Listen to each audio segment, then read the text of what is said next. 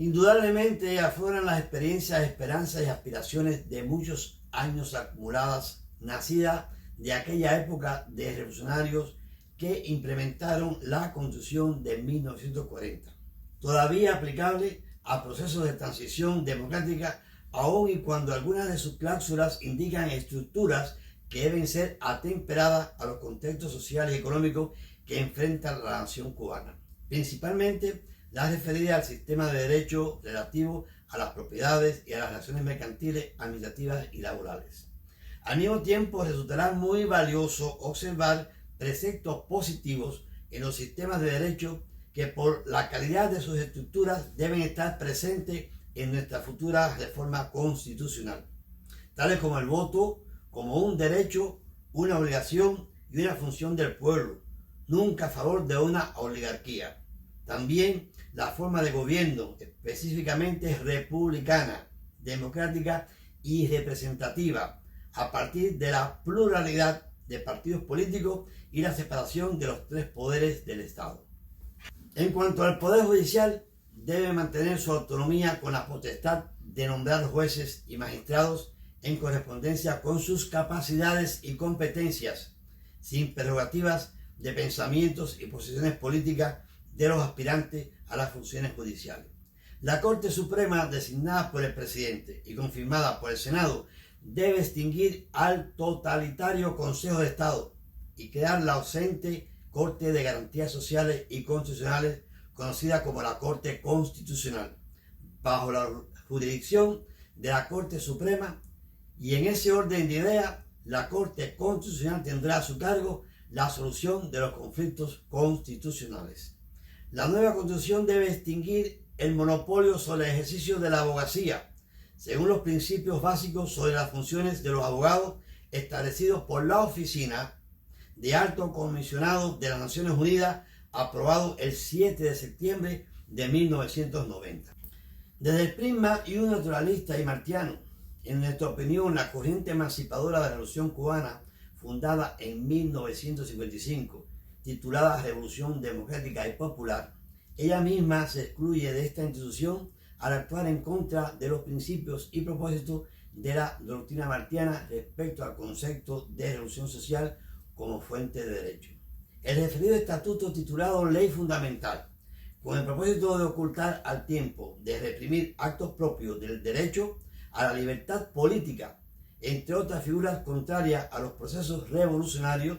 se origina el concepto de delito contrarrevolucionario.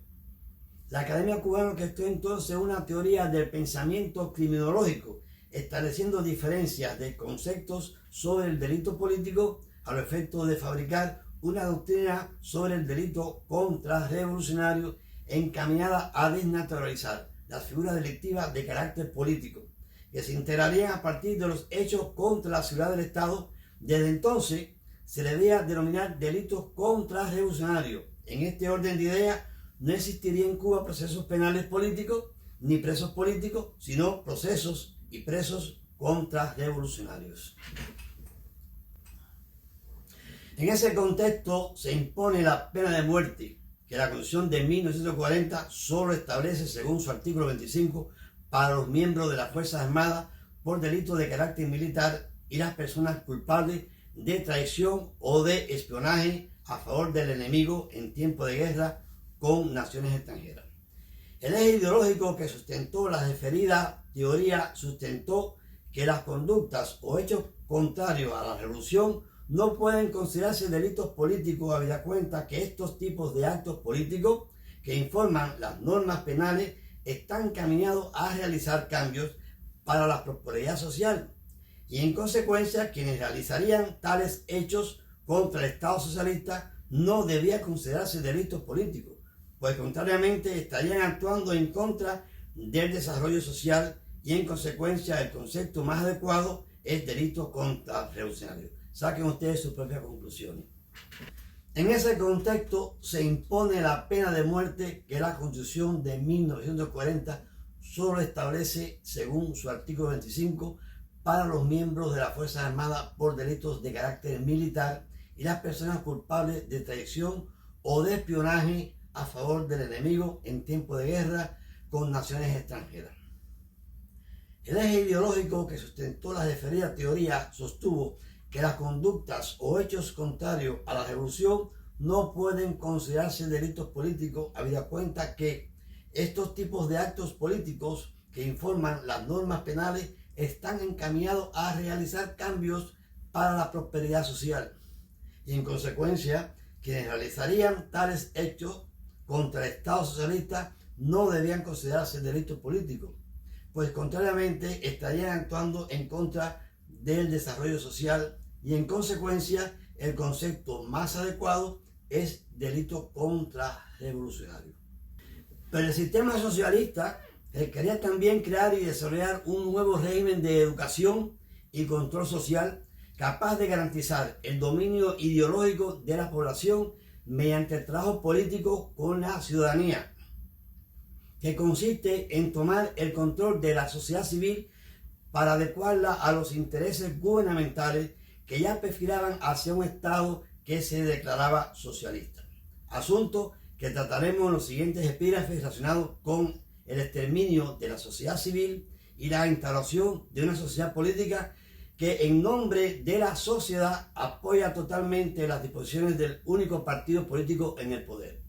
En ese contexto se trataba de imponer actos administrativos arbitrarios y temerarios contra las propiedades privadas, nacionales y extranjeras, con el fin de obtener las divisas y recursos materiales necesarios para invertir en los sistemas de salud, educación y vivienda, según lo indicado en el programa populista de Moncada, pero lejos de preferir la implementación gubernamental por la vía de la democracia, como es común en los procesos revolucionarios identificados con el populismo, la dirección de la revolución liderada por Fidel Castro, en pleno abandono del pensamiento y doctrina martiana, eligió la vía dictatorial que informa el marxismo-leninismo, orientada bajo los principios de la tristemente célebre dictadura del proletariado.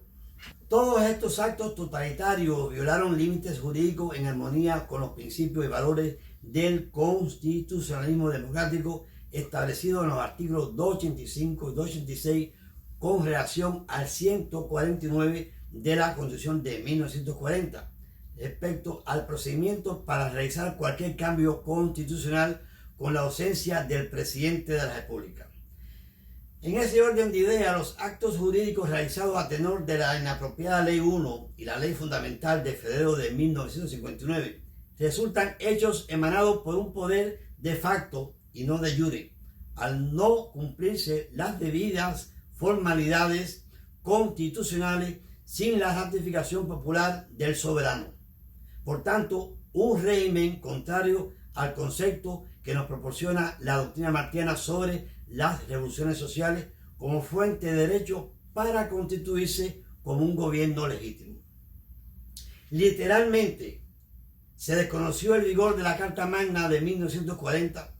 y el compromiso del movimiento 26 de julio para restaurar la democracia constitucional pisoteada por el golpe de Estado del 10 de marzo de 1952, perpetrado por el general Fulgencio Batista, y nunca más respetada esta Constitución.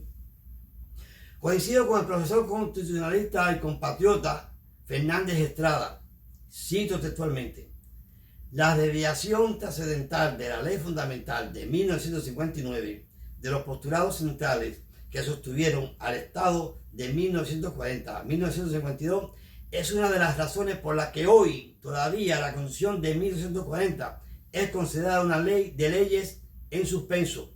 de posible vigencia y aplicación, como mismo aquella Constitución había sido una de las motivaciones fundamentales de la Revolución de los 50, después ha sido inspirada para muchos que consideran que sus contenidos y principios son necesarios para transitar hacia una república con Estado de Derecho e institucionalidad sólida. Los tratadistas de los derechos constitucionales cubanos en ejercicio de la docencia universitaria y los profesores de teoría del Estado y del Derecho nunca han explicado la ilegitimidad de la llamada Ley Fundamental de 1959. Solo se han limitado a observar las modificaciones a la Constitución de 1940 durante el periodo provisional desde 1959 a 1976, que sostuvo a la sociedad cubana sin constitución política a los efectos de transitar de sistemas de derecho capitalista a sistemas de derecho socialista,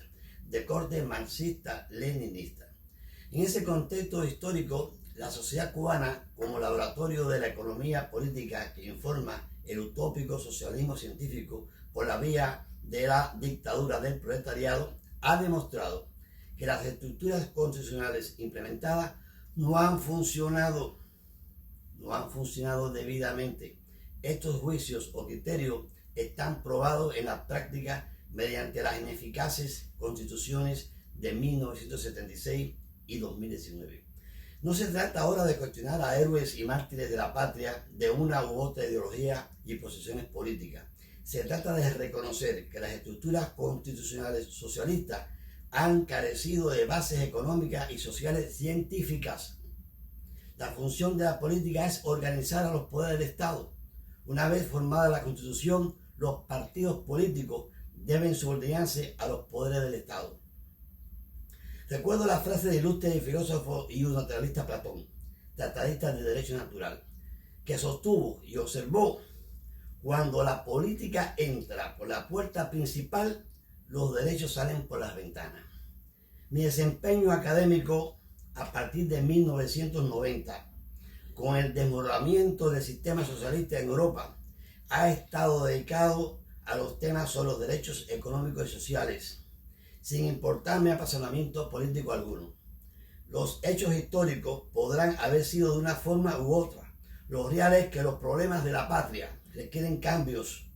Esta es nuestra tarea para conseguir que la nación cubana sea nuevamente un país próspero. A modo de conclusión y para la orientación del estudio independiente, recordemos el problema central de este módulo, que dice así: ¿qué tratamiento ofrece la Constitución del 2019 a la libertad política como un derecho fundamental reconocido en la Declaración de los Derechos Humanos? Recuerden que en todos los problemas científicos hay que abrirlo, no se pueden cerrar porque si no hay investigación. Ahora ustedes pueden hacerles preguntas para desarrollar, a partir de esas respuestas que ustedes den a las preguntas que ustedes hacen, el artículo que deben entregar como orientación del estudio independiente. Yo les propongo 3 preguntas. Ustedes pueden hacer otras que no sean estas. Por ejemplo, la número 1. ¿Qué resultados económicos sostenibles ha incorporado a la sociedad cubana el sistema unipartidista establecido en las constituciones socialistas de 1976 y 2019? Pregunta número 2. ¿Qué perjuicio ocasiona al desarrollo de la formación de las leyes por un parlamento conformado con diputados que no residen en los municipios que representan y otros que, aún residiendo, carecen de conocimientos sobre contenidos sociales, económicos, jurídicos y políticos? Tercera pregunta.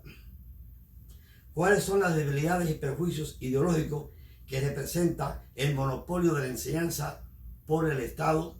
en todos los niveles del trabajo docente educativo? Recuerden que los artículos no pueden ser más de 2 cuartillas, cada cuartilla no más de 4 párrafos, en letra Arial 12. Y enviarlo al correo electrónico juanemiliogarcia@gmail.com. Muchas gracias.